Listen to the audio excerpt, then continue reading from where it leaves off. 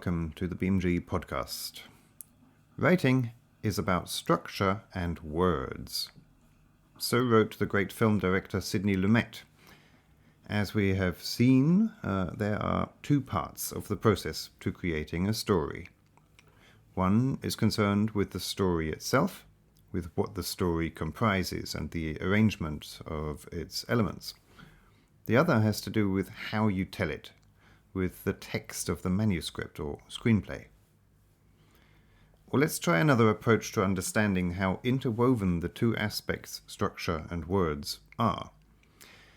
In Chinese, the word for literature and writing is wen, and this word originally meant pattern or design, as for example of woven silk, and a pattern is structure. Or consider a tree in winter. Its trunk and branches are the bare bones of the organism. Only in spring and summer, when leaves and flowers come out, does it really come alive? Does it truly reach its full potential in our eyes? Does it become a complete tree in its ideal state? Without the trunk and branches, there would be nowhere for the leaves and flowers to grow.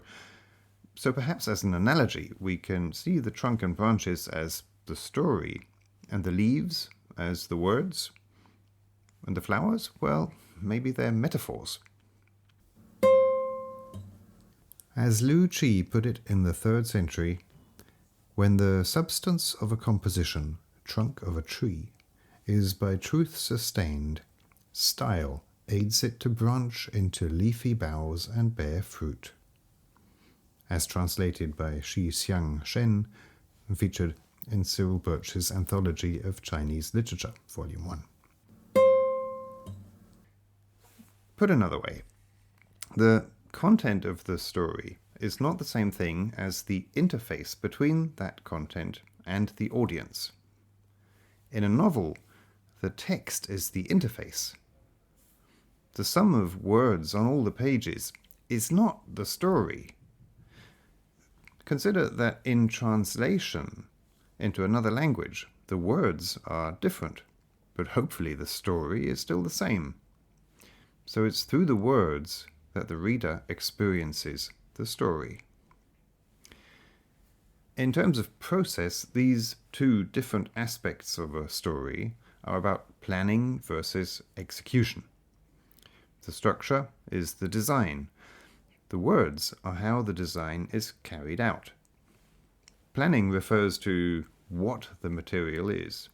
Execution refers to how that material is handled.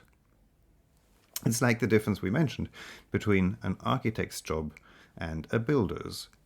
If you want a house constructed, you really need both. To put it in story terms, it's the difference between outlining and writing. These two aspects of the writer's craft have always existed. Typical tools that exemplify the two processes are index cards versus the typewriter. The former are used to develop a story, and the latter to write it. Incidentally, both these indispensable author tools were invented independently of each other around about 1870. So anyway, this podcast is about structure. Here we're going to be talking about how to develop stories. You'll find out all you need to know about the what of stories, the design, the planning part. So a few episodes later, hopefully you'll be a master architect, able to create a complete outline of your story. That doesn't mean that we're just going to be talking about plot. Characters make plot, and outlining means working on characters just as much as it means working on structuring the plot. It also doesn't mean that the outline will be rigid or fixed. New ideas can emerge during the process of writing. The benefit of a sturdy but flexible outline is that the changes in story that a new idea will inevitably necessitate are much clearer and therefore easier to accommodate. In case you previously considered yourself a pantser rather than a plotter, don't worry about it. To be sure, what we're talking about is not really words or language or style. Also, there will be no writing prompts. Nonetheless, hopefully this podcast will spur your creativity and you may get into a flow state while you conceive the grand design of your story. So whether you've written a first draft already, or you merely have the germ of an idea in your head, this podcast will hopefully offer you the dramaturgical tools and the mindset to form that story into just the right shape.